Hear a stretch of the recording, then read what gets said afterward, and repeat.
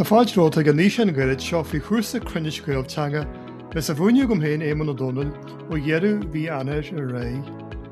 B'éon rang ar siúl gaithí hédainn, is maithíonn Cúrsa 10 seachtain ar fád. Tá an Cúrsa Cruinnis dírí ar bhuaine bhfuil Gaeilge go lótha an waithe acu, a ar mion na gramda níos cruinneamh acu gus de seáil a go scill na scríofa ábhairt. Bain rúsa de sleachtas ar is sígus nuachtain sa rang, is be éagslaat anhaithe gist ó hiú clachtaí dé. Be deisiú na ran fáirtithe abertí gus téacsna gaiide astrú chun agas, gus alt as 12.5 leu gus clachtaí gramdaí a dhéanú bunaíarú. Díirithe ar raibh an bhearlachas agus ar chuid na drónósanna tal a fáil sa teanganis, gus má ar luganna níos duchasaí agus abertí mí nedra láchtatha.